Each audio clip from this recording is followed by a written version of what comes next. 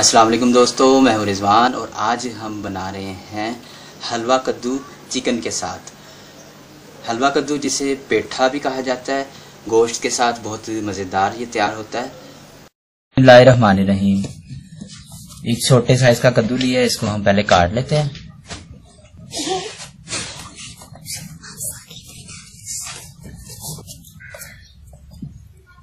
अगर बड़े साइज का पीले रंग का लेंगे, जो गाय से भी पीला होता है, तो वो उसमें मिठास होती है। तो ये जो हमने लिया है इसमें मिठास बहुत कम होती है।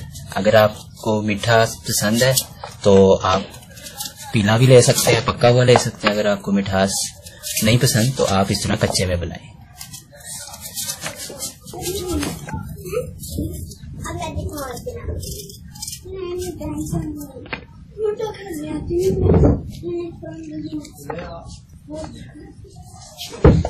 ये बन गई दुकान।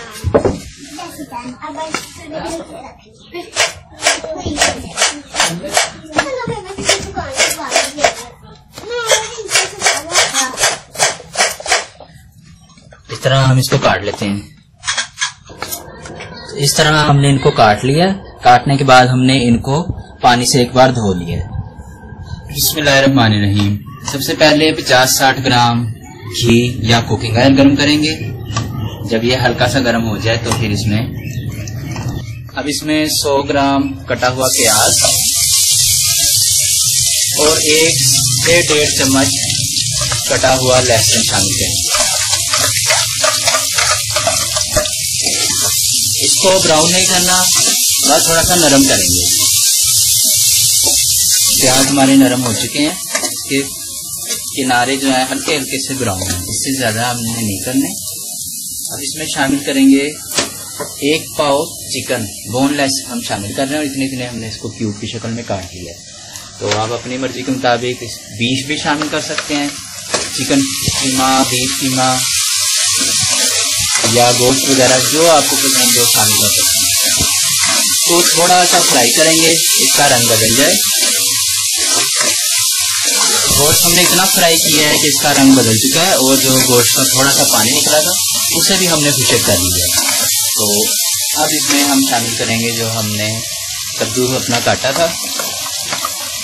इसका वजन करीब आधा किलो है। तो अब इसको थोड़ा सा हम फ्राई करते हैं।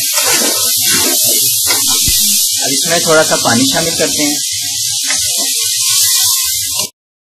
एक प्लेट में हमने लेना है तकरीबन आधा चम्मच या हुस्बे जायका नमक, 1 चम्मच पिसी हुई सुरख मिर्च, 1/4 चम्मच हल्दी और 1/4 चम्मच पिसा हुआ गरम मसाला।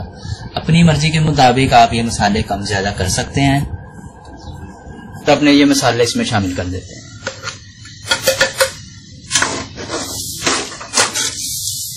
अब बस हमने इसको इतना पकाना है कि जो कद्दू है हमारा वो घुल जाए और गोश्त भी हमारा गल जाए। अगर हमें मजीद पानी की जरूरत होगी तो हम मजीद शामिल कर लेंगे। हम ढक के रख देते हैं और दरमियानी आंच पर इसको पकने देंगे। तो करीब 10 मिनट हमें हो चुके हैं और हमारा ये काफी हद तक जो है वो नरम हो चुका है। तो हमने इसको मुकम्मल गला देना है और एक मसाले की शक्ल में ये जो है घुल जाए। अगर आप चाहें तो मोटा भी रख सकते हैं और अगर आपको लगे कि इसमें पानी की ज़रूरत है तो आप पानी भी डाल सकते हैं और इसको गलाने के लिए।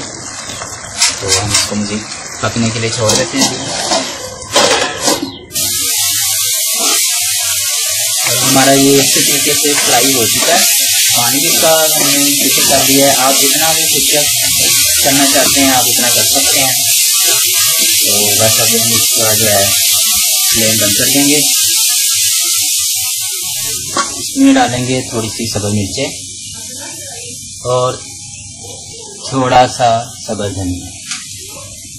लीजिए जनाब, हमारा मज़ेदार चिकन कद्दू तैयार हो चुका है। बहुत मज़ेदार तैयार हुआ है। आप इसे ज़रूर ट्राई करें और दुआ में याद रखिएगा। अल्लाह हाफिज़।